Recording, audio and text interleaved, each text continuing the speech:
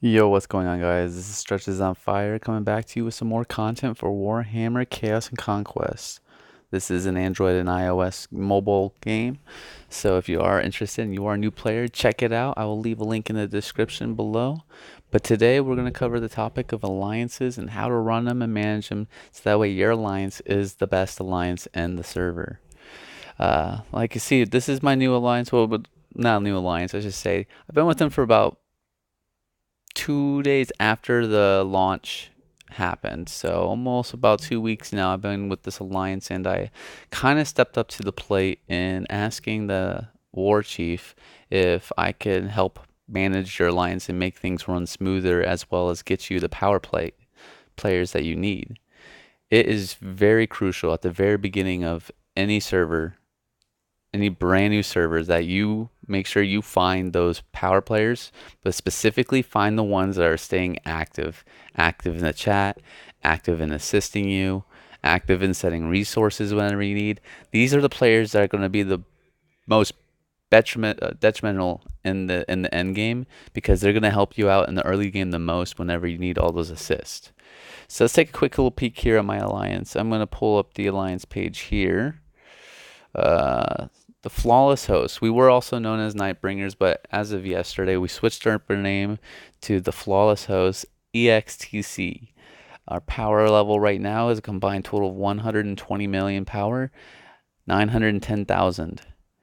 It's big. These are the members that are currently active in there. As you can see, everybody on is active or was active within the last 6 hours, almost maybe 3 or 4 hours. Like, look at this one person.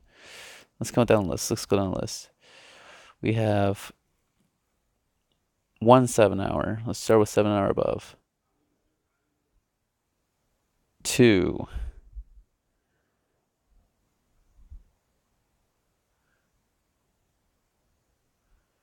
3, 4. Out of 50 members, is it 50? Let's see. Is it 50? Out of 49 members, we had 3 members that have been offline for over 8 hours, and it's probably because either they're traveling, they're working, or they're asleep. Most of the time, it's because they're asleep and they're in a different time zone. But y'all saw it right there. There's detrimental. There's all the players in this alliance here are putting in the effort to make sure that we're staying at number one.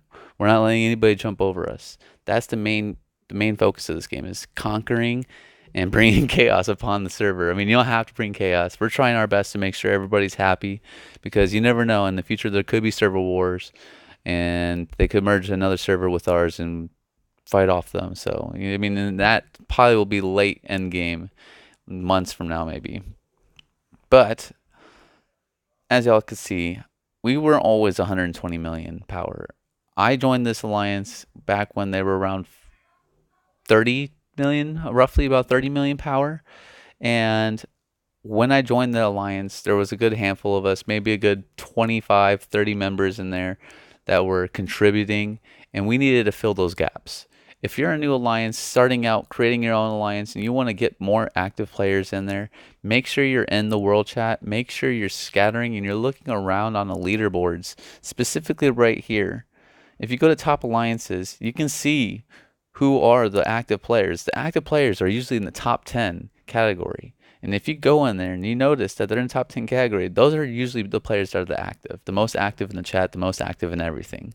So my way of going around doing it, if you're in a new alliance, it's a new server, whatever it is, and you want to get more players, click on another alliance, browse through their member list, see the power players, and just message them. Try to be friends with them. Do whatever you got to do just to get your foot in the door. That's how I pull all my members. We go around, we end up making packs with a lot of our alliances, and those packs actually benefited us as well. We had 17 originally. Now we're back down to about 12, and we're bringing it lower and lower. But we ended up getting a Discord channel set up, and it's very, very crucial that you get a Discord channel, or at least line, some way of communicating with your alliance outside the game. That way you can communicate with coordinated attacks better. You can go into a voice chat during a war and be able to send out coordinates, and I mean, it makes everything so much easier. It really does. As of right now, Dark Omen, Ironborn, IBN, German Force, and AKR Annihilators. Those are the guys that are supporting us in wars right now. And these are the guys we call upon. They're in our Discord channel. We message each other every single day. It's great to talk to somebody outside of the game and build that friendship with them, because then that way you know they're not going to go on backstab you in the future. So if you can find one or two alliances that you can make a Discord with, and then that way you can go around and control the cities you want, it makes your life easier, and it makes being able to be diplomatic upon your region. We ended up doing a lot of switches too. A lot of the players that want to be in a better alliance like ours end up going from our packs up to us, and we just switch players out. That's another way of increasing your power and getting those active members in there. But the sole focus on this entire video is to make sure you can keep your players active. Talk to them in the chat all the time. If they're not in the Discord, make sure they get a Discord. It's the easiest way of communicating with them. And if they use Line and you guys are preferring to use Line, go that route. Let's see what else. I mean, there's not a lot we can really cover on that. Breaking down the events right now, we have the gain resources event going on. Excuse me, and this is one of the reasons why we're in the top.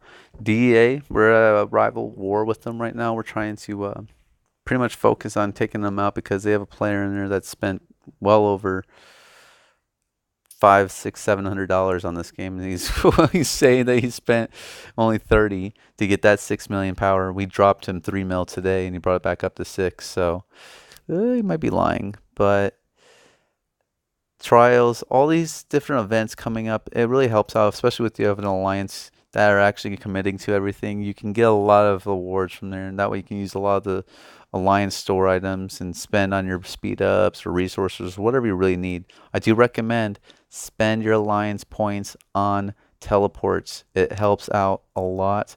They're too overpriced for those warp stones. So just use your alliance tokens on those. If you need it every now and then to get a speed up, go ahead and do that route. But the best way of using a teleport is to go through the alliance store and pick it up that way. I am going to stop at this. You guys, if you want anything else in the next videos, I do appreciate you all watching this one.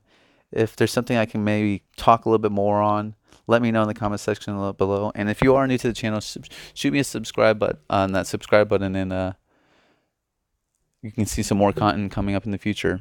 I have submitted for placing myself in the content creators section for the Warhammer webpage for the app. So hopefully that goes through, and then we'll be able to give you some more information then.